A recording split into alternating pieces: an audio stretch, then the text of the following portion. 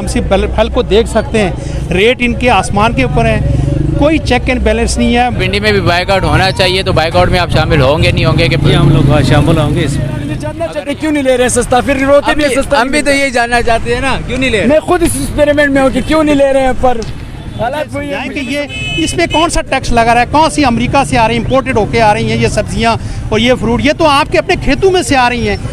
बिल्कुल मैं ये समझता हूँ कि बाइकाट तो इस कौम को पहले से ही कर लेना चाहिए था, पहले रमज़ान से ही बाइकाट करना चाहिए था। लेकिन ये जब तक हुक्मरान 600 का आटा वाला 1300 का बेचने, ये जुल्म नहीं है तो और क्या है।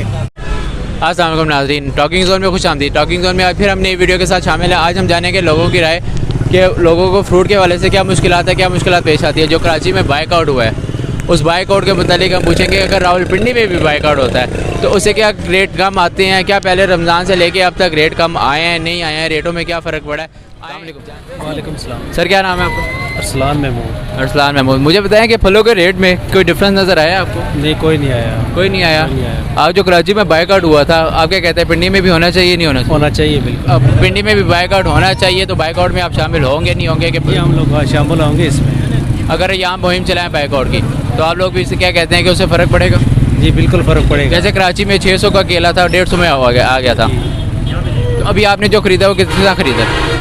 अभी मैंने जो ख़रीदा है वो भी 350 बता रहा है, और सेब जो है ना 500 रुपये किलो बता रहा है। तो एक गरीब आदमी के लिए तो ये एक मेरे महीना होता है, बहुत मुश्किल एक महीना होता है एक गरीब आदमी के लिए जिसमें वो ये फल खाता है। जी जी। तो उसमें भी अगर उसको फल ना मिले तो ये तो गलत बात है। ये गलत बात है। हम 100 रुपये किलो जी। पहले तो रमज़ान 200 रुपये किलो हो गया सी। बस ये तो मुसलमानों का ये हालात है ना, ये हुक्मरानों का मामला गड़बड़ है। पेट्रोल सस्ता हो और पाकिस्तान में हर चीज़ जायज़ होगा। ये जब तक हुक्मरान 600 का आटा वाला 1300 का बेचने, ये जुल्म नहीं है तो और क्या है। अवाम फिर कहते हैं कि महंगाई है, एवं क्या हुआ, जो लोग 100 रुपये का किलो बेचते हैं इंगवाना वगैरह या खकड़ी, उनसे नहीं लेते हैं। दुकानों पे 200-250 का किलो बेचते हैं, वहाँ पे जाते हैं, लेते हैं, जलील होते हैं, और फिर बाद में जो है ना शिकायतें भी करते हैं। ये मैंने सब्जियाँ लगाई हुई 150 की 2-2 किलो बेच रहा हूँ। फुल गोभी 150 की 2 गोभी, दुकान पे 150 का 1 किलो है, इधर 150 का 2 किलो महंगाई है। हालांकि वहाँ तो सस्ता हमें ये भी कहते हैं कि रमज़ान पे कच गला फाड़ गए, फिर भी नहीं लेते।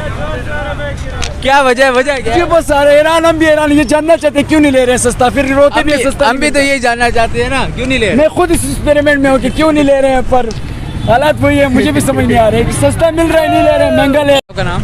हैदर। सर मुझे बताइए कि स्ट्रॉबेरी आप ले रहे हैं, ठीक है, क्या कहते हैं रेट के वाले से? रेट ठीक है ना, 200 रुपये किलो है। 200 रुपये ठीक है, यानी मैंने पहले रमज़ान से कम हुआ नहीं हुआ? रमज़ान से कम हुआ है ना, लेकिन स्ट्रॉबेरी कम हुआ है। स्ट्रॉबेरी का रेट कम हुआ है, बाकी रेट का बताएं। इस बाइक का ठीक है। यानी मीन सारे कहते हैं कि आप पूरे बाजार में बाइक का ठीक है? हाँ ठीक है, ये माशाल्लाह ठीक है। चलिए, अस्सलाम वालेकुम। जी वालेकुम सलाम। सर क्या नाम है आपका? सरदार शाहिद लतीफ़।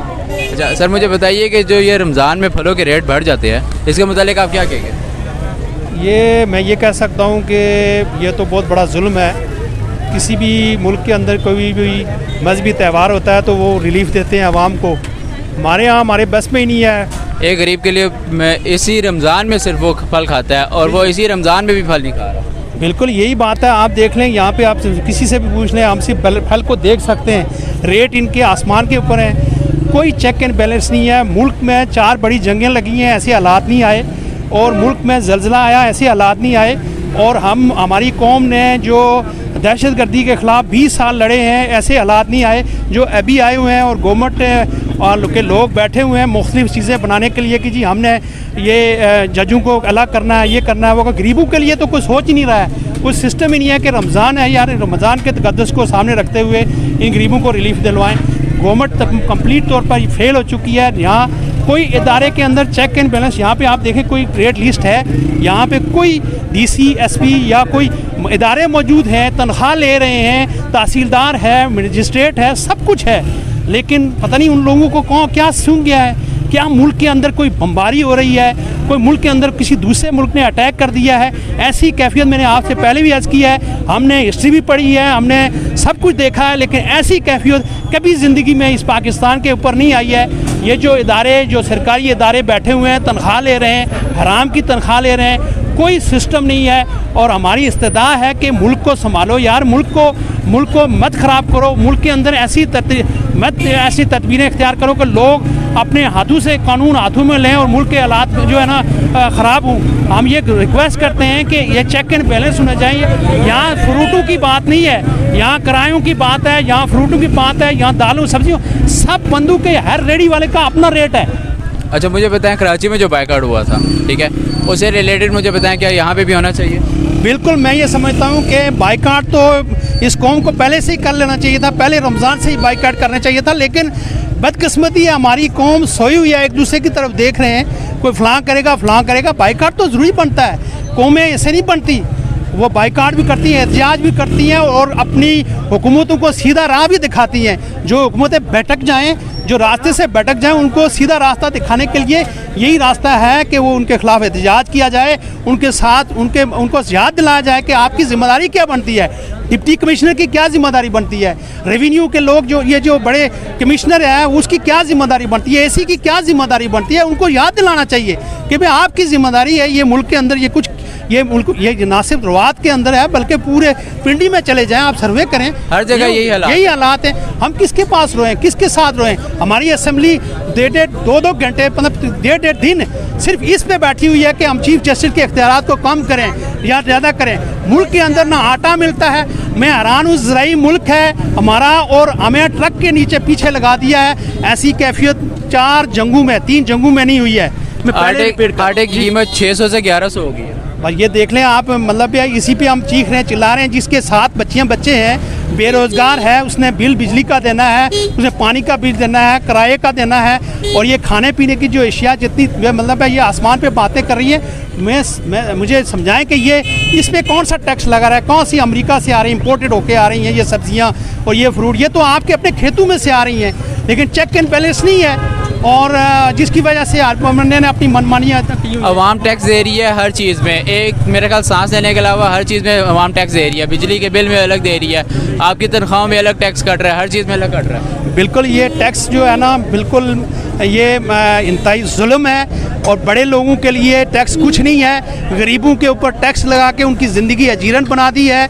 जितने बड़े लोग हैं, ये जो ब्यूरोक्रेसी है, जो बड़े बड़े ताजर हैं, बड़े बड़े सियासतदान हैं, बड़े जर्नैल हैं, बड़े जज हैं, इनके ऊपर टैक्स लगाएं तो मुल्क को रेवेन्यू करें, मुल्क को चलाएं। तो गरीबों पर टैक्स लगा के आप क्या साबित करना चाहते हैं कि गरीबों की ज़िंदगी अजीरन पहले से बनी हुई है और मतलब मज़ीद इसको ख़राब कर रहे हैं। गरीब लोगों के लिए रिलीफ होना चाहिए।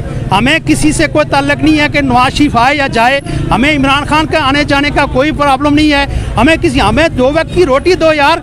हमारे तंदूर के बारे पास जाते हैं तो हम तंदूर को देख के, तंदूर से रोटी 20 रुपये 25 रुपये मिलती है। हम किसके पास जाएं? हमें क्या लगे कि जनाब जरदारी को 11 साल अंदर डाला, कोई करप्शन नहीं साबित हुई। नवाज शरीफ को 3 मरतबा वज़ीर आज़म बनाया, वो उसको कहा कि ये गद्दार है। इमरान को मतलब डिस्टर्बेंस कौन चला रहा है मुल्क? किसके पास है मुल्क? आप देखें, कल परसों आटे की वजह से पूरी दीवार गिरी और कितने लोग शहीद हो गए। कोई जिम्मेदार नहीं बन सका, कोई सिस्टम। हम ये कहते हैं कि हमें रोटी दो यार।